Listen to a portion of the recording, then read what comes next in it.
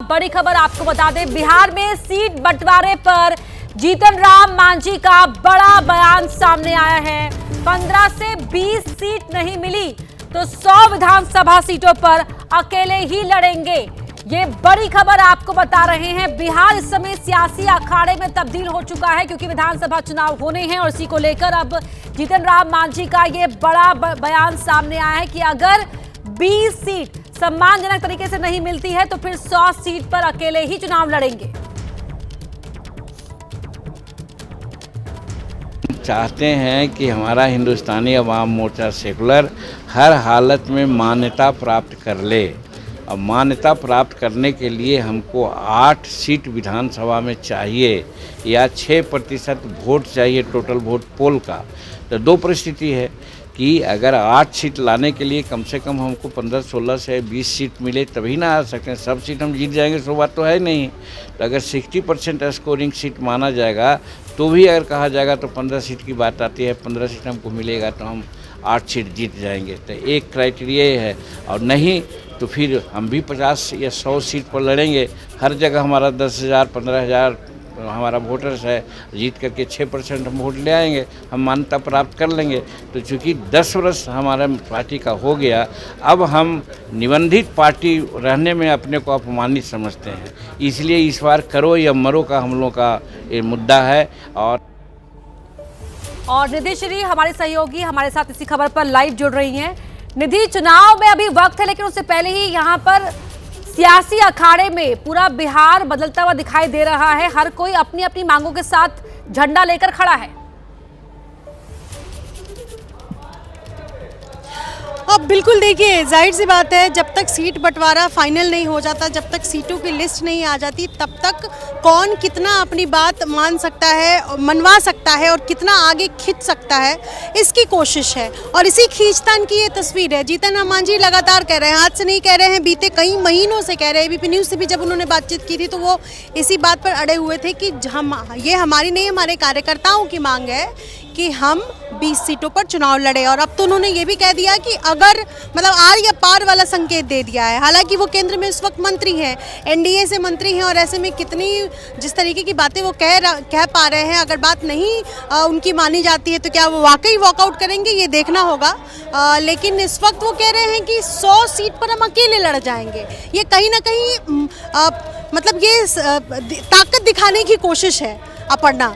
और हमने देखा इससे पहले कि चिराग पासवान भी इस जिद पर अड़े हुए हैं कि जितनी सीटें हमारे कार्यकर्ताओं की मांग है उतनी हमें नहीं मिली तो फिर हम देखेंगे। उनके तो सांसद ये भी कह रहे हैं कि जितना चिराग पासवान में ये क्षमता है कि वो बिहार का मुख्यमंत्री पद संभाल सकते हैं। और अब जीतन राम मांझी की बारी है। उन्होंने अपने मुंह से कहा है कि 20 सीट नहीं तो 100 सीट पर हम अकेले लड़ेंगे। तो ये बस ताकत दिखाने की कोशिश है। तो कह सकते हैं कि कमरे के अंदर जहां एक तरफ मोलभाव चल रहा है तो वही मीटिंग रूम के बाहर हर कोई यहाँ अपना अपना का प्रदर्शन करने में लगा हुआ है। लौटूंगे आपके पास। तो बिहार के सियासी अखाड़े में रोज रोज नए बखेड़े हो रहे हैं। एक तरफ आगामी विधानसभा चुनाव के लिए सियासी बिसात बिछाई जा चुकी है, लेकिन सियासी बिसात के मोहरे यानी सियासी दलों में सब कुछ ठीक नहीं चल रहा है। चुनावी हुंकार भरी जा रही है तो दूसरी ओर गठबंधनों के भीतर तकरार भी दिख रही है। गठबंधनों के बीच पार्टियों के अंदर के झगड़े खुलकर सामने आने लगे हैं। इस वक्त आप जो तस्वीरें देख रहे हैं उनमें से एक तस्वीर एनडीए में भिड़ंत को दिखा रही है, तो वहीं एक और तस्वीर महागठबंधन में टक्कर की गवाह है। एक तरफ जमुई की तस्वीर है तो दूसरी तरफ सहरसा की तस्वीरें हैं। जमुई मंत्री और पूर्व एमएलसी के समर्थक मंच पर भिड़ गए तो नौबत मारपीट तक पहुंच गई। सहरसा में आरजेडी के अंदर बगावत की तस्वीरें सामने आई हैं, जहां आरजेडी के विधायक का विरोध हुआ है और विरोध करने वाले दूसरी पार्टी के लोग नहीं बल्कि खुद आरजेडी के कार्यकर्ता थे। जमकर हंगामा हुआ, कहासुनी हुई।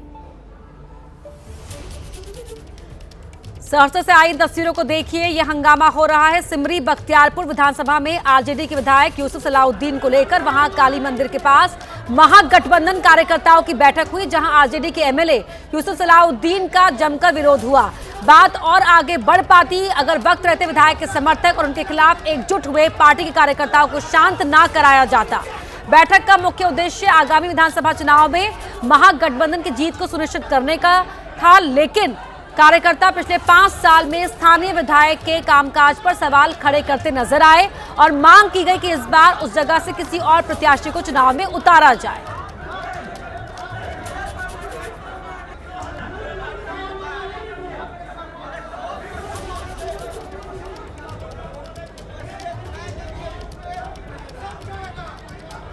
बैठक का सिमरी बख्तियारपुर विधानसभा महागठबंधन का कार्यकर्ता का एक ही मांग है कि सिमरी बख्तियारपुर यूसुफ सलाउद्दीन विधायक को यहाँ चेंज किया जाए, चूंकि ये ज्यादा विरोधी है और राजद विरोधी है। ये दोनों बापूत को अगर टिकट मिलेगा तो ये सीट हारेंगे। इनकिलाब जिंदाबाद जिंदाबाद का आवाज है कि सिमरी बख्तियारपुर में बदलाव हो और उस बदलाव के कड़ी में जो वर्तमान विधायक है उसके प्रति काफी जनता में आक्रोश है। सभी जनता ने एक सुर से बताया है कि सिमरी बख्तियारपुर में महागठबंधन का प्रत्याशी बनना चाहिए और महागठबंधन में कोई भी प्रत्याशी हो इसको यूसुफ सलाउद्दीन को छोड़ करके हम लोग तन मन और धन देकर जिताने का काम करेंगे। अगर ये प्रत्याशी को नहीं बदला जाएगा तो आगामी चुनाव में सिमरी बख्तियारपुर जो महागठबंधन का सीट है उसका विधायक उसका हारना तय है।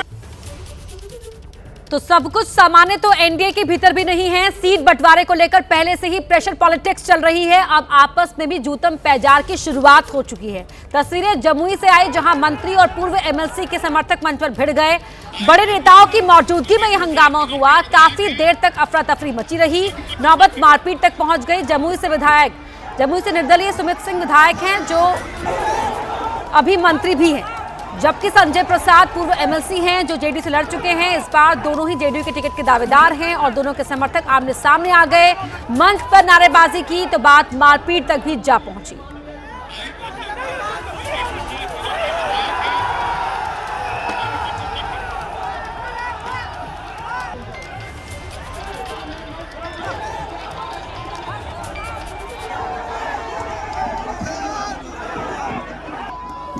तो बिहार में जो मंत्री सुमित सिंह यहाँ मंच पर आपको दिखाई दे रहे हैं, जो स्थानीय विधायक भी हैं, निर्दलीय विधायक हैं और समय जेडीयू से टिकट के दावेदार हैं। तो वहीं उनके समर्थक और जो उनके सामने टिकट चाह रहे हैं जेडीयू से ही, उनके समर्थक भी यहाँ पर आगे पीछे आ गए। पूर्व एमएलसी संजय प्रसाद के समर्थक भी भिड़ गए और किस तरह बड़े नेताओं की मौजूदगी में पूरा हंगामा हुआ, आप खुद देखिए। निर्दलीय विधायक वो कह रहे हैं तो उनको पहले ये सवाल हमारे नेता से पूछना चाहिए कि निर्दलीय विधायक मंत्री कैसे बना हुआ है। वो तो हमारे नेता पे सवाल खड़ा कर रहे हैं। निर्दलीय विधायक इसको बोल रहे हैं, उनको ये समझ में नहीं आ रहा है कि निर्दलीय विधायक का समर्थन एनडीए को है और मैं एनडीए का पार्ट हूँ। चकाई की जनता के साथ साथ प्रदेश और केंद्र के भी नेता को जानकारी मिल गई कि क्या मंशा थी लोगों का था कि ये कार्यक्रम असफल किया जाए, क्योंकि इस कार्यक्रम की जिम्मेवारी मेरे पास थी। लोगों को लगा कि कार्यक्रम जैसे ही असफल होगा तो इसका मैसेज चला जाएगा। कार्यक्रम भी सफल हो गया, लोग पूरी बात भी सुने और जो उपद्रवी तत्व थे वो बीच में उछल के चले भी गए। एनडीए का बैठक था, हम लोग नाराज होकर नहीं आए। एनडीए का बैठक में निर्दलीय का कुछ सब मैंने बदमाश तत्व आ गया और उन्होंने जिंदाबाद जिंदाबाद उन्होंने हमेशा जो भी सम्मेलन को मतलब बाधित करने का काम कर रहा था।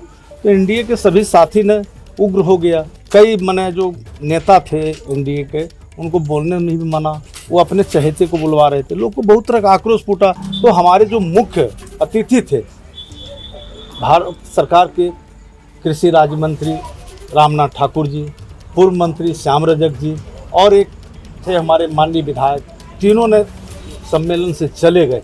तो सम्मेलन से जो मुख्य अतिथि चले गए तो हमने सोचा कब निर्दलीय का भाषण सुनने के लिए तो हम लोग हैं नहीं, तो इसलिए हम लोग अपने साथी को बोले शांतिपूर्ण जो मेरे साथ आए हैं यहाँ सब चलिए। बिहार की राजनीति के द्वंद्व में धर्मयुद्ध की भी एंट्री हो गई है। ज्योतिषपीठ शंकराचार्य अभिमुक्तेश्वरानंद ने बिहार में चुनाव लड़ने का ऐलान किया तो जवाब में केंद्रीय मंत्री जीतन राम मांझी ने शंकराचार्य की पदवी को ही चुनौती दे दी। बिहार की सियासत का ये धर्मयुद्ध देखिए। वो गंदा आदमी है तो शंकराचार्य का ये टाइटल है, हट जाना चाहिए। केंद्रीय मंत्री जीतन राम मांझी ने ये तीर ज्योतिषपीठ के शंकराचार्य अभिमुक्तेश्वरानंद पर चलाया है।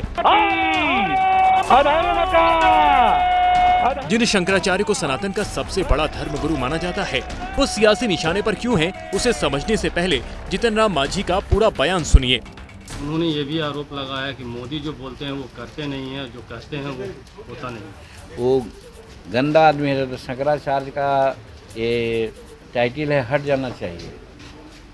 नरेंद्र मोदी जी ने कहा था पाकिस्तान को कि हम ऐसा तुमको मार करेंगे कि तुमको पता भी नहीं चलेगा, और देखा ऑपरेशन सिंदूर के माध्यम से क्या किया गया, बर्बाद कर दिया गया उसके आतंकवादी अड्डों को। जो पाकिस्तान तो क्या कहेगा, संसार के लोग कह रहा है, तो इस शंकराचार्य को पता नहीं है। जितिन राम मांझी का ये बयान ऐसे वक्त पर आया है जब शंकराचार्य अविमुक्तेश्वरानंद 2 दिन पहले ही बिहार में चुनाव में एंट्री का ऐलान कर चुके हैं। बिहार विधानसभा की 225 सीटों पर चुनाव लड़ेंगे। 45 दिन बिहार में गौरक्षा संकल्प यात्रा निकाली जाएगी। सभी उम्मीदवार निर्दलीय चुनाव लड़ेंगे। हालांकि स्वामी मुक्तेश्वरानंद के एजेंडे और बयानों को साफ साफ बीजेपी के खिलाफ माना जा सकता है। वो सनातन का स्वर्ण युग नहीं है कि जब गौ हत्यारों से चंदा लेकर के हम अपनी राजनीति कर रहे हैं। इसलिए ये सनातन का स्वर्ण युग जैसे ऊंची बात होती है, वैसे सबसे नीची अगर कोई बात हो, अभी उसके लिए शब्द नहीं गढ़ा गया है, उसके लिए शब्द गढ़ा जाए तो वो वाला काल है ये कि अपने आप को सनातनी भी कह रहे हैं और गौ हत्या को बढ़ावा भी दे रहे हैं। सनातन के मुद्दे पर बीजेपी मुखर राजनीति करती रही है। बिहार में शंकराचार्य अविमुक्तेश्वरानंद की सियासी एंट्री को बीजेपी की चुनौती के तौर पर देखा जा रहा है। वहीं जगतगुरु स्वामी रामभद्राचार्य के बयान के बाद एक बार फिर सियासत सुलग उठी है। स्वामी रामभद्राचार्य पश्चिमी यूपी के मेरठ में रामकथा के लिए पहुंचे थे, जहां उन्होंने हिंदुओं को लेकर अपनी चिंता जाहिर की और पश्चिमी यूपी को लेकर एक बड़ा बयान दिया। स्वामी रामभद्राचार्य ने कहा कि पश्चिमी यूपी मिनी पाकिस्तान की तरह लगता है और देश में हिंदू संकट में है, उन्हें न्याय नहीं मिल पा रहा। आपको रामभद्राचार्य का पूरा बयान सुनवाते हैं, जिस पर सियासत तेज हो गई है। आज हिंदुओं पर बहुत संकट है, बहुत संकट है। अपने ही देश में हम हिंदू धर्म को उतना न्याय नहीं दे पा रहे हैं। पश्चिमी उत्तर प्रदेश में आकर लगता मानो ये मिनी पाकिस्तान है, ऐसा लगता है। तो अब हमें मुखर होना है, हम ऐसा नहीं होने देंगे जो कुछ हो जाए। इसलिए अब तो प्रत्येक घर में हिंदू धर्म की पाठशाला बनानी ही पड़ेगी।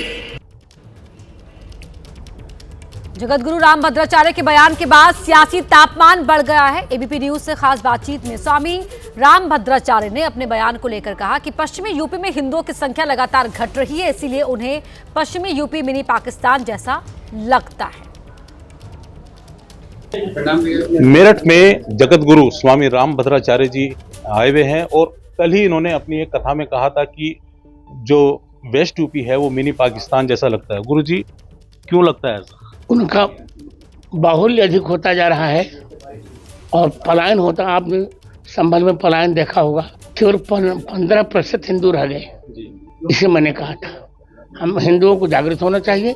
पश्चिम उत्तर प्रदेश भी हिंदुस्तान ही रहेगा, हम मिनी पाकिस्तान इसको नहीं होने देंगे। कैसे जागृत होगा हिंदू? मेरी कथाओं से सजग हो जाए, अपने अधिकार के लिए तैयारी करो बस। लेकिन जिस पाकिस्तान की बात हो रही है उसी से आज भारत का मैच होने जा रहा है, जबकि बहुत से लोग इसके खिलाफ हैं। मुझे तो नहीं अच्छा लग रहा है, फिर भी भारत जीतेगा। गुरु जी, आपने अभी कहा था कि संविधान से ऊपर जो है मनुस्मृति है, और मैं 20 बार कह रहा हूँ, मनुस्मृति भारत का प्रथम संविधान है। और आरक्षण को लेकर भी आपने अपने विचार? मैं कह रहा हूँ आर्थिक आधार पर ही आरक्षण होना चाहिए।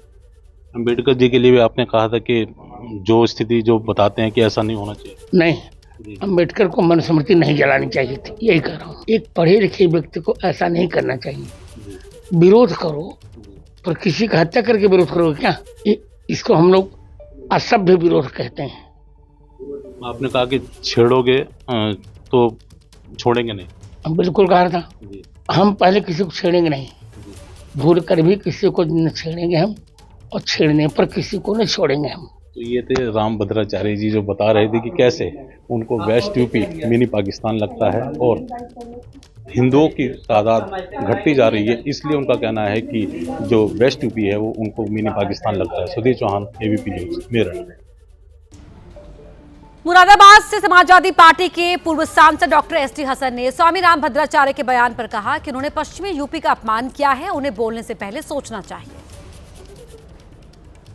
रामभद्राचार्य हैं, उन्होंने कहा कि पश्चिमी उत्तर प्रदेश पाकिस्तान के जैसा हो गया है मुस्लिमों की आबादी को लेकर के, तो क्या कहना चाहेंगे? देखिए, हम उस पर भी अफसोस आही करेंगे कि इतने बड़े पद पे बैठने के बाद जो एक धार्मिक इंसान हो जिसको लाखों लोग फॉलो करते हों, क्या उनको ये शोभा देता है कि हिंदुस्तान में रहने वाले दो बड़ी आबादियों के बीच में दूरियां पैदा करें, उनको लड़ाने की कोशिश करें?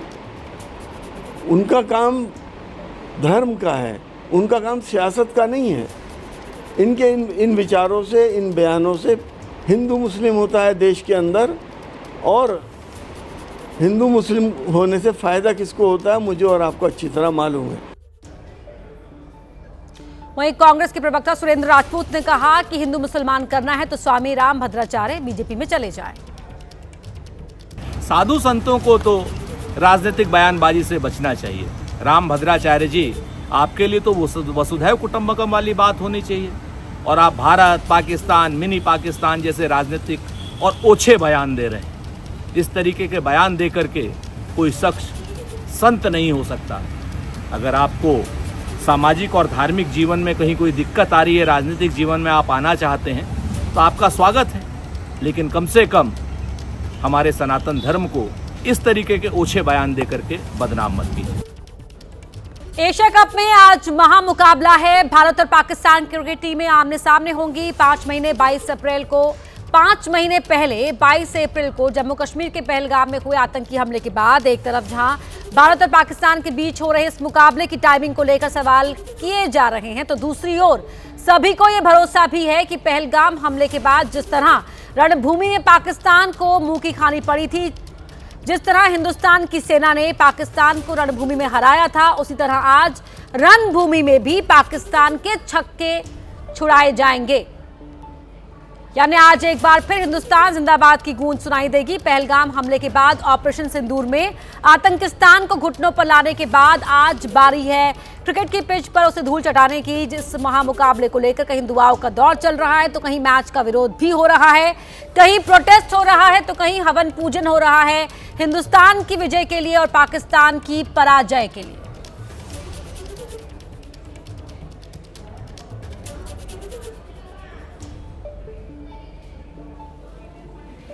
हैं करोड़ों क्रिकेट फैंस की धड़कनें जो है वो बढ़ी हुई है। वहीं हिंदुस्तान में अब प्रार्थनाओं का दौर भी शुरू हो चुका है। वाराणसी के विश्व प्रसिद्ध सारंगनाथ महादेव मंदिर में भारतीय टीम की जीत के लिए प्रार्थना हो रही है, हवन पूजन हो, बाबा का अभिषेक हो, वो किया जा रहा है। और हमारे साथ जुड़े हैं ये नन्हे फैंस, हम उनसे बात करेंगे कि वो इस आयोजन को लेकर कितना उत्साहित हैं। और देखिए इनके हाथ में एक पोस्टर है जिसपे जिक्र है चैंपियन, यानी जिस तरह से पिछले बड़े टूर्नामेंट में भारत ने जीत हासिल की, चाहे आईसीसी चैंपियन ट्रॉफी हो, इसके अलावा 2024 T20 हो, साथ ही साथ ऑपरेशन सिंदूर का भी जिक्र है।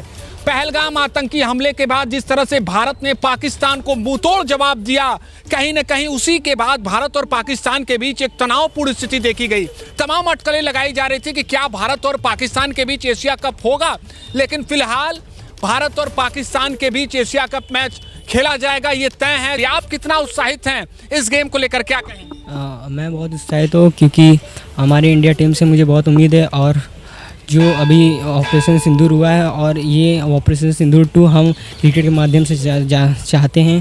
क्रिकेट के माध्यम से चाहते हैं। सबसे ज़्यादा उम्मीदें आपको किससे है भारतीय टीम में? हार्दिक पांड्या से। हार्दिक पांड्या से सबसे अनुभवी हैं। और बैटिंग में बात कर लें, बॉलिंग में बात कर लें, और बैटिंग में सुमन गिल और सुमन गिल से आप क्या कहेंगे, कितना उत्साहित है इस मैच? बहुत बढ़िया है, बैटिंग लाइनअप बहुत बढ़िया है इंडिया की। हाँ। इंडिया जीतेगी, कोई ये नहीं है कि बैटिंग लाइनअप अच्छी है। अभिषेक शर्मा, सुमन गिल, ये सब तो चलेंगे ही। अभिषेक शर्मा, सुमन गिल।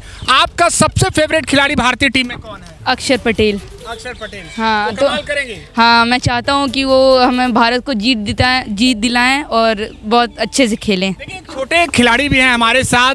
आप क्रिकेट देखते हैं, सबसे ज़्यादा आपका फेवरेट खिलाड़ी कौन है? संजू सैमसन। संजू सैमसन है। क्या लगता है भारत पाकिस्तान के मैच में क्या होने वाला है आज? भारत जीत जाएगा।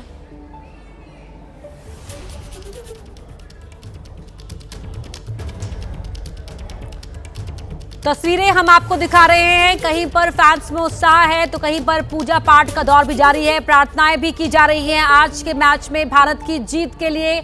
और विश्वास है टीम इंडिया के फैंस को, भारतीयों को, कि आज के इस मैच में रणभूमि में भी हिंदुस्तान पाकिस्तान को धूल चटाएगा। छोटे बच्चे क्रिकेट फैंस जो हैं उनमें काफी उत्साह भी देखने को मिल रहा है, कहीं पर प्रोटेस्ट भी हो रहा है तो कहीं पर प्रार्थना का दौर भी जारी है, हवन पूजन भी हो रहा है तो दुआएं भी की जा रही हैं।